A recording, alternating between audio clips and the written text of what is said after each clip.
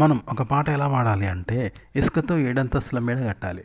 దానికి పిల్లర్స్ కావాలి కదా, ఏడంతస్తుల మేడ ఇసుకతో కట్టంటే ఇసుక పడిపోద్ది. కాబట్టి దానికి పిల్లర్స్ ఉండాలి. ఆ పిల్లర్స్ కూడా ఇటుకతోటి. అంటే మనం ఇసుక లాంటి వాళ్ళం, మనం ఇసుక లాంటి వాళ్ళం, పాట ఇసుక లాంటిదే. అప్పుడు ఎలా ఉంటుంది? రెండు ఇసుకే కదా. అంటే ఈ ఇసుక, ఈ పిల్లర్స్ రెండు ఇసుకే. అంటే ఆ ఇసుక కూడా ఇసుక లాంటిదే, ఆధారం లేని ఇసుక. అలాంటి ఇసుకతో మళ్ళీ ఏడంతస్తుల మేడ కట్టాలి. దానికి ఆ ఇసుక కూడా ఆధారం ఉండదు, ఏడంతస్తుల మేడ అది ఉండదు. అట్లా పాట అంటే పాడడం కూడా ఇసుక లాంటిదే, పాట ఇసుక లాంటిదే, పదాలు ఇసుక లాంటివే, ప్రతీది ఇసుకనే. కానీ దాంతో నువ్వు సిమెంట్తో కట్టే గోపురం ఏర్పాటు చేయాలంటే గది పాట పాడడం అంటే. పాట ఎలా పాడాలంటే, ఒక ఇల్లు, ఒక బ్యాంకు బందోబస్తుగా తాళం వేసినది, చుట్టూ సెక్యూరిటీ గార్డులు ఉన్నారు. కానీ లోపల దొంగతనం జరిగింది. ఎలా జరిగింది?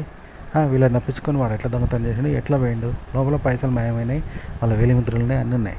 కానీ ఎట్లా పోతాడు వాడు? చుట్టూ తాళం వేసినది, సెక్యూరిటీ గార్డులు ఉన్నారు. లోపల ఎలా దొంగతనం చేయగలిగిండు అనేదే కదా ఒక పాట. అట్లా పాడాలన్నమాట. ఒక పాట ఎలా పాడాలంటే, ఒక సినిమాను మొదటిసారి ఎగ్జైటింగ్గా ఇంట్రెస్టింగ్గా చూస్తాం, కానీ రెండోసారి చూడం. మూడోసారి చూపిస్తే అసలు చూడు, నాలుగోసారి, పదోసారి చూస్తాం. పేరుకే కూర్చుంటాం కానీ థియేటర్లో చూడం కదా. కానీ పదోసారి, వందోసారిగా అంత ఇంట్రెస్ట్గా చూస్తే ఎలా ఉంటుంది? బోర్ కొట్టినా కూడా ఇంట్రెస్ట్గా చూస్తే ఎలా ఉంటుంది? అట్లాంటి పాట మనకు ఇంట్రెస్ట్గా లేకున్నా వినే వాళ్ళ కోసం అలా ఆసక్తిగా మొదటిసారి సినిమాని చూస్తే ఇంట్రెస్ట్గా చూస్తాం, అంత ఇంట్రెస్ట్గా పాట పాడాలన్నమాట.